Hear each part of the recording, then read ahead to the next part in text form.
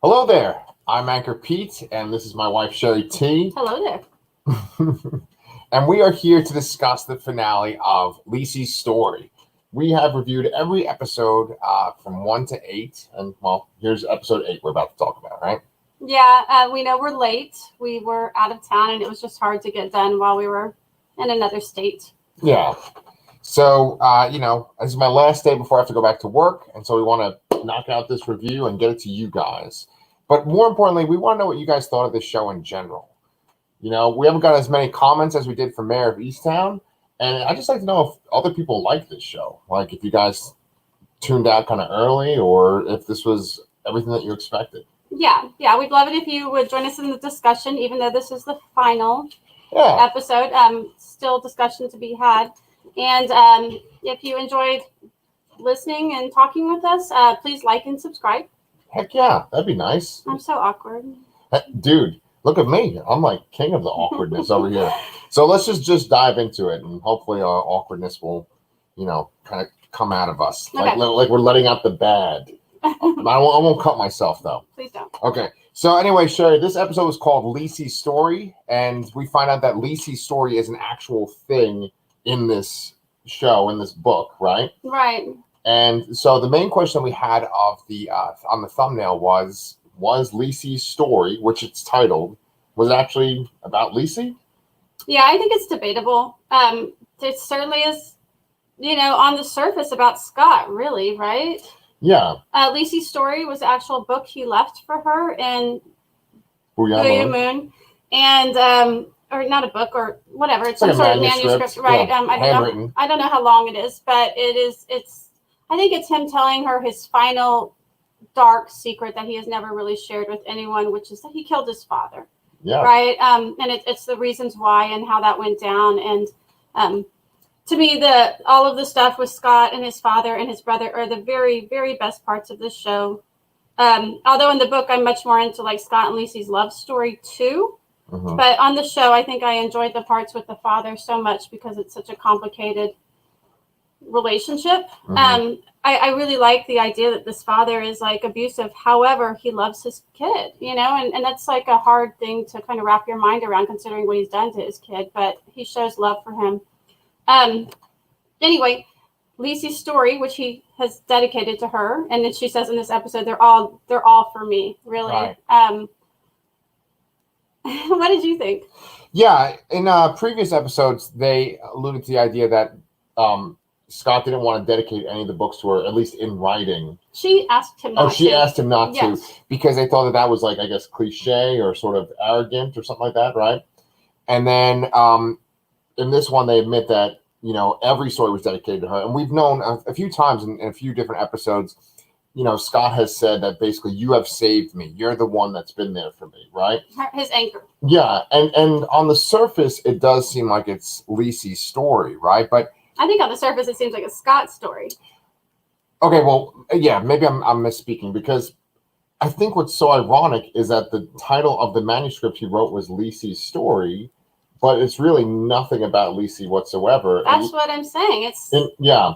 And so you read the book, Shari. Mm-hmm. Does she find the manuscript in Booyah Moon in the book? Yeah, it goes down just like that. He leaves that for her. It's kind of the final thing at the end of the hunt, and it has that thread and everything. It's just like that. And that is what the story is, although like what happens with the dad's a little different, a little bit more complicated. Oh, can you kind of go into it? Because it's interesting, right? Well, yeah, I'm always interested in what's different from the book and the show, because if you guys don't know this, the show, every episode was written by Stephen King, so I'm kind of curious as to what's actually different.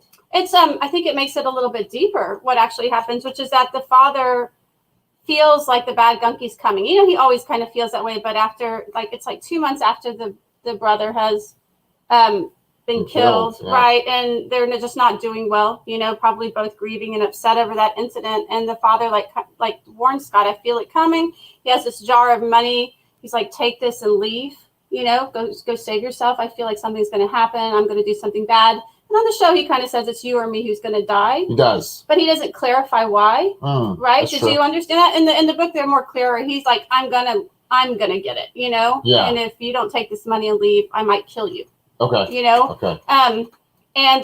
Scott refuses to take the money. He's just an 8-year-old boy, and he says it's because he doesn't know what he would do or where he'd go. You know, there are obvious, excellent reasons for him to not take the money and go because he's afraid to go out on his own as an 8-year-old, right? Sure.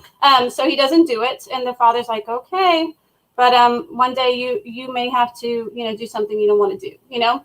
And so it does happen where Scott is laying in bed sleeping one night, and the dad comes in and with a pickaxe, and like he hears him coming up the stairs, and he's been afraid of him, you know, because he knows, like the dad's warning him, he sees it coming too, and the father, it's like this like slasher moment where it comes in with a pickaxe and like brings it down on him, but in that. And Scott had hid under the bed when he heard the dad coming, and he like broke the bed with the pickaxe going through, and it would have like killed Scott, but in that moment he like transports himself to Booyah Moon. It's actually really cool, and it like really helps me understand a little bit more Scott's relationship with Booyah Moon. That it actually like is a place he goes to save his own life, you know, like because that never really happens. He doesn't usually go there to get away from something bad in the real world. Yeah. Like in this case, he actually saves his life by transporting himself there. Okay. So, and the father apparently. Oh, I'm sorry, guys. That's what happens during recording during the day. Our dog is gonna. Am I able to mute this for a second?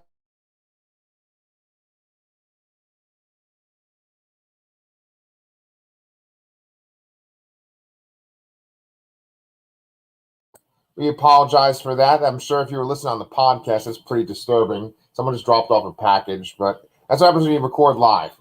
Anyway, Shari's making this excellent point too. It kind of stinks. All right. So the dad he goes to Booyah Moon, right? Whoa, this is a cool package. He goes to. It's an album. I'm excited. Oh, dude. Okay. All right. I know. He goes to Booyah Moon, and what happened? So you're saying he doesn't usually do that to escape, to go. Right. To Right. He doesn't usually have someone trying to kill him, right? Right. Who does? You know, that's a rare thing. But in this case, it kind of adds to the horror element of the book that the father literally has lost his mind and is trying to kill him with a pickaxe. You know, that's more of a horror story, right? And then Lisey's story is such a weird mix of like a romance and horror, right? So, I like that addition of the horror and also the complexity of the dad knowing it's coming and the kid, what is he going to do about it? And so anyway, what happens is the dad, when he realizes Scott has done this, has like, you know, what does he call it? He's gone. They say he does the gone or whatever. Yeah. The dad goes into a fit of rage and destroys everything in the house, shreds all the money that he was supposed to give Scott. Oh my God. Because he's out of his mind, you know, Yeah, he's like got rabies or something. And then he drinks all that stuff, which he doesn't usually drink. And he passes out, but he leaves a note for Scott saying, just kill me with this, you know, and he leaves the pickaxe. He's like, please just kill me. Put me out of my misery, something like that. Put me with your brother. And so when Scott comes back, sees the house is completely trashed, knows the dad genuinely like wanted to kill him, he goes ahead and does it. But it's like a really, really good part in the book because he like says these lines. I wish it's so beautifully written. He says something like, he lives with it every day of his life. It's like a mantra in his mind. I killed my father. I killed my father. And they left that out of the book. Yeah. And it's kind of like, they kind of reveal that's the thing that really haunts him throughout his life. And he has never told a soul. And so him telling Lisey, I think is, you know, that's the final ultimate confession and a really big deal for him. But our question here is like, how is this really Lisey's story? Yeah, and it makes me wonder, right? Like, do you think that Stephen King chooses the titles for his books? I mean, he's like the most successful author, right? Do you think that an agent chose the title or him? Because to me, I feel like naming it Lisey's story, overall, the book, it's kind of saying, okay, well, this is maybe like a departure from his normal. It's about a woman, you know, we're really going to see this woman struggle, right? And then to name it Lisey's story, they don't want it to just be kind of like this bland thing of, oh, the whole novel's called Lisey's story because it's about a woman named Lisey. We want it to actually have meaning. And so there's a story in it called Lisey's story. But I just feel like she's not in that text at all. You know, and it's like, is it Lisey's story because that's her prize? Is that she finds his story? I guess because that's one other thing, right? And you know, please tell me if you agree or disagree. But that's one other thing that he's like, your prize is that you get to kind of like live on without me, right? And so is it like it's Lisey's story because once she gets this prize, then he's going to move on because Like he's going to move on to the afterlife, and she's going to move on in her life without him. Yeah, maybe he like kind of lets her go, and vice versa. Yeah, like because he finally tells her what he's been wanting to tell, maybe something that he can't move on from. yeah. And by telling her, it's like he relieves a burden, and then she's also able. I mean, she literally went to Booyah Moon and watched him like leave, right? Yeah. Which does not happen in the book, but I guess the symbolism's there. Yeah.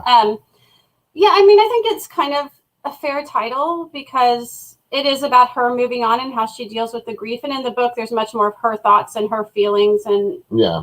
All of that is included more than what they really are able to show on this program. But I don't know. I had the same thought as you. I kept thinking, it's really Scott's story. Right. It's really Scott's story. And I kind of had a hard time getting over, like, kind of rolling my eyes about, I just couldn't stop thinking about Stephen King imagining his wife mourning him the whole time, how much his wife loved him, how hard it is for her to move on without him. It kind of seems self-indulgent. Yeah, well, yes, absolutely. Throughout this whole show, it seems self-indulgent, and I'm assuming the book that inspired it. Because even when he goes in that previous episode where he's like on tour, and he's like, everyone's treating him like a rock star. I know they probably do treat Stephen King like a rock star, but it's one thing to kind of write a character that's so obviously you, and it's like everyone thinks they're awesome, and then you have these kind of fans like Dooley that are so obsessed that they're going to do these crazy things because they're so obsessed with your work. When people write those sort of, they call them Mary Sues, right? Or Gary Stews. They always say it's like that's the author writing themselves as this awesome character in a story. Okay. I mean, for a Mary Sue, I would think maybe it's what you want to be. Yeah. Not necessarily what you are. Okay. Right. Yeah. Because like they're the whole thing about a Mary Sue is that they're perfect, right? Yeah. They're great at everything. Yeah. And Hopefully no author. Yeah, right. Scott's not great. So I wouldn't say that character's a Mary Sue at all. He's very like flawed and messed up, kind of, right? But he's good to her. Yeah. He's an excellent husband. He's loving. I bet Stephen King is loving too. I know that I've heard before someone has said that like Stephen King's wife has like cheated on him before too. And so, I mean, they could just be talking out of their ass, but like, how do they know that? I don't know. Well, who knows? I'm sorry. I just, please don't sue us for liability or whatever it's called. Anyway, but speaking of Stephen King, though, Shari, I was going to say that the dad stalking around like you described in the book, that kind of reminds me of The Shining very much, where it's like the dad's out of control. In The Shining movie with Stanley Kubrick, he has an axe, right? Jack Torrance. Mm-hmm. In the book, he has a croquet mallet. But it's very similar imagery where it's like a dad coming around with an object like that to kill the kid. And they've lost their mind. And they've lost their mind, right? Now, for reality, Stephen King, I think we've said this before, but like his dad essentially like abandoned his family, right? So it's just him and his brother. And so I know that he has father issues because of that, right? Mm-hmm. But then on a sort of like a literary level or a metaphysical level, a lot of people talk about how Stephen King kind of, his writing taps into something that we all kind of connect to, right? Like it's sort of like the American experience or the American nightmare, someone has used to describe it before. Okay. And I wonder if like the reason why these things are so scary, the reason why it taps in so much, or this story has a connection with all of us, is because there is that kind of like that fear of our parents, or when we see our parents out of control. Do you think there's anything to that? Like that? Yeah, it's universal. We all have parents. So yeah. Anytime there's something that you're writing about or talking about that everyone can relate to, it's going to help, Yeah. It makes it more relatable. Yeah, and I think even if you've had the best parents in the world, I'm sure there's been a time where you've seen them do something where they were out of character, and it probably freaked you out as a kid, Yeah, and even if you had great parents, maybe there was a teacher or an uncle or a neighbor or somebody, everybody has an experience with some adult at some point when they're young, Yeah. I just think it's really common. Yeah, and so that's why I liked this episode quite a bit. I did like that whole sequence of Scott and his dad alone, because it did capture that feeling of like, hey, I'm alone with this adult. I'm a little child. I have to do something. This adult is telling me to kill them, right? How about the scene where the guy from his job comes to the door? Oh, man. And the dad's sneaking up behind him, and little Scott has so much pressure to like get this man to believe his story, or his dad's going to kill him, and it's just, that was really good, I thought. Oh, I love that. I'm really glad that you brought that up too. The way that was shot That was very creepy when the dad was like out of focus behind him, and then with the gun right up You to see his him head. advancing until he does come into focus. Oof. Yeah, it's scary. That was scarier than a lot of things I've seen in the past year. Mm-hmm. But that scene is so interesting too, because the dad says to him, like, you have to convince him. You know, you're so good at reading these books, like you have to tell a good story. So it's almost like the origin of his writing. Absolutely. All that stuff with his dad and his brother and Booyah Moon, it's all origin of who he is and how he becomes the great writer he is. Yeah. So it's really Scott's origin story. I mean, maybe we are pretty much saying we do think it's somewhat Scott's story more than Lisey's. Oh, yeah. But do you want to talk at all about Dooley? That's at the beginning of the episode. I do want to talk about Dooley, but while we're on the Booyah Moon stuff, maybe we could segue to him after this too. Okay. Because this involves him too. Like, is that stuff with the long boy accurate, or like the stuff with all the bodies, like how all the bodies are like the limbs of this creature? Is the that design? No, they're not really clear about what it looks like. It's more like up to your imagination. Do they talk about like a sound being like the sound of like multiple people kind of moaning? Yeah.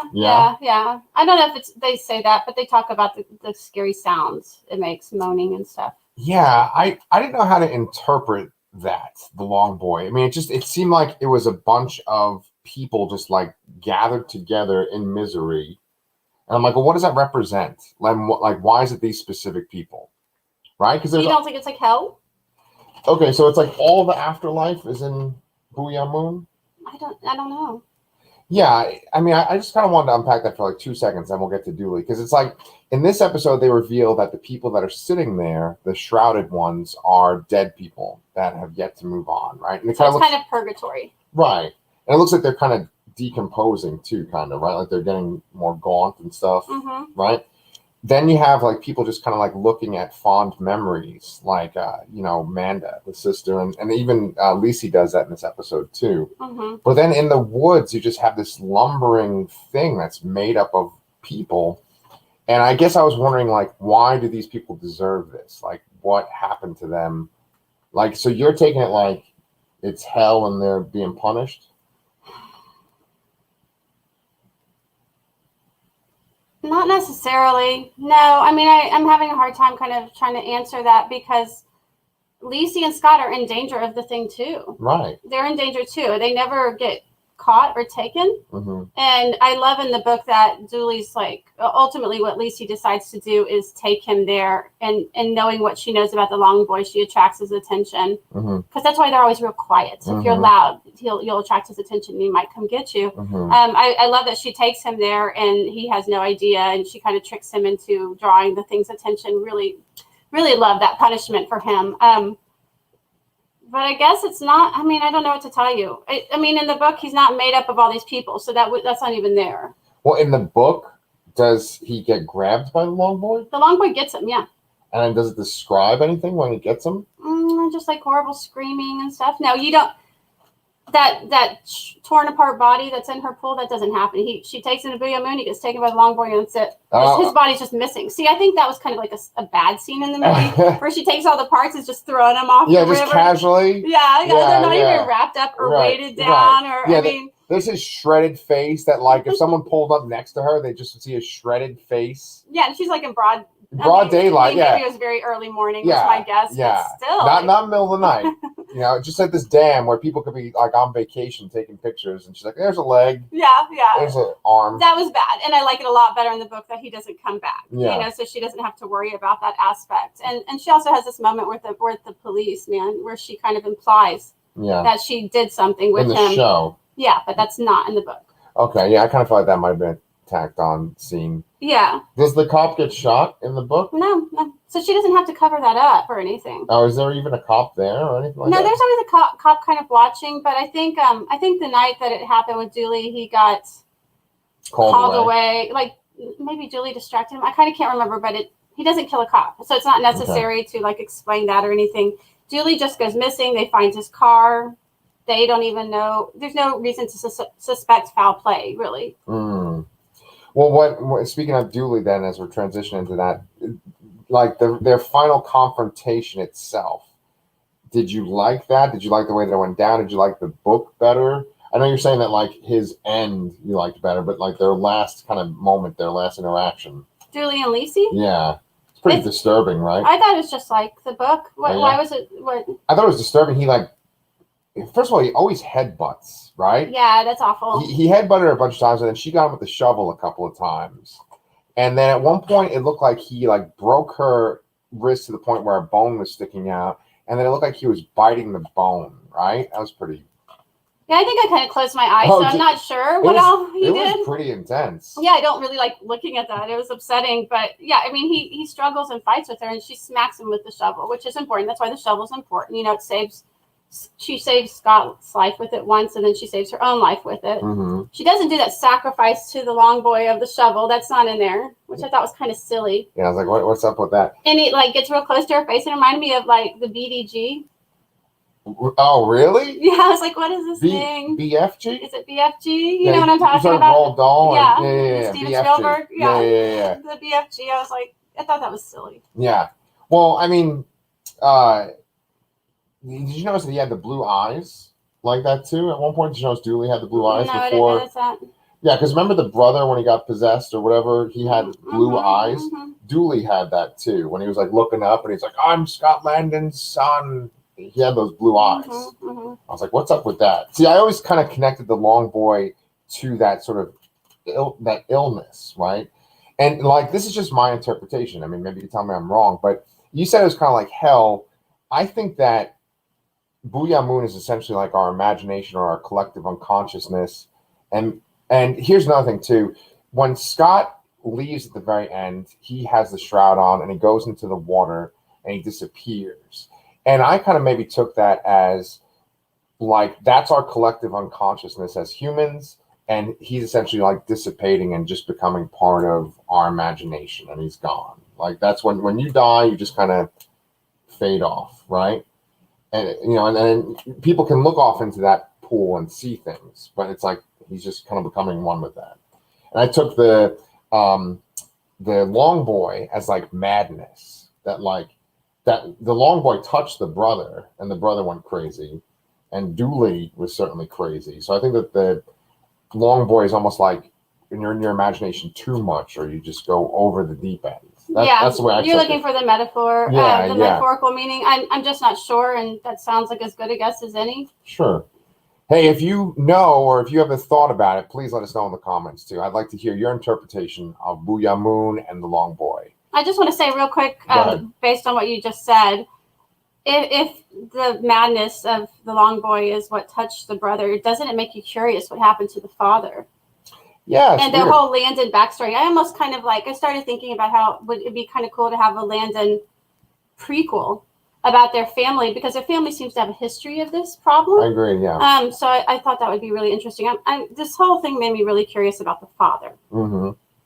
I agree. I want to know why the father knows this and why he's living in the middle of the woods and he seems paranoid of other people. Where's their mom? Where's the mom? How did he get this way? And Scott's has this saying that Landons are fast healers, and I don't think that's just because the father says it. I think there's a history passed down. They talk about it too, how they once had money and the family, and I think it was even a different name. Oh, really? Landon was derived from another name, a more complicated name. Yeah, I kind of can't remember what it was, but they allude to more past history with the family and cool. And the problems that of Booyah Moon and the Long Boy and stuff. And anyway, it just kind of made me curious. I would possible book. Lisey's Story Season 2. Well, Lisey wouldn't be in it. Oh. Landon's story. The Landons. Yes. Don't put me in charge of the title. Yeah, or me. Well, I don't know, Shari T. Do you have anything else to say about this show? No. I liked it too. I mean, you and I both had moments where we look at each other because Lisey's standing there again looking sad. There's so many shots like that. And I think, again, it's just them drawing out the show. What did you think of the final moments where they're like, I love you to each other, and they show all the shots of them? Yeah. That made me, I got tears in my eyes. That touched me. That was very well done. That kind of tied in with him wearing the shroud and he's about to go off and off to heaven.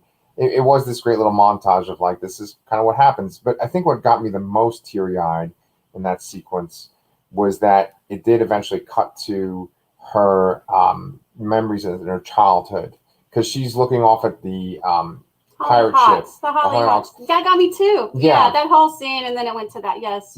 You know, like we just came back from New York, right? And I visited my great grandmother. She's 90 years old, right? And I was thinking how she's been with my grandfather for like pretty much her entire life, right? And this is one thing I think about older people is that you just live with someone for most of your life, and then one day they're not there. And then it's like, well, I was a person before I met this person. And I think that scene kind of encapsulated that. It was like, this is a time before I was with you. And, you know, I existed before you, and I will exist after you. Yeah. So. Yes. Lisey's story. Whoa. That's a good way to wrap all this up. So thank you guys so much for watching. We did enjoy the show. I mean, it did kind of linger. I think it could have been like maybe 6 episodes instead of 8. Yeah, right? It was a far from perfect show, but we enjoyed it. Yeah. And we enjoy you guys coming along with us on these little voyages as we pick our shows that we're going to watch. So if you want to keep watching some more stuff like this with us, make sure that you like and subscribe. Also, on the other channel I have, The Horror Dads, Danny and I are going to be reviewing the final part of the Fear Street trilogy. And Pepper and I were gone for a week, but we're going to be back on track with Superman and Lois on my other channel, Comic Books Transformed. So check all of them out because we love having you around. All right. We'll see y'all next time.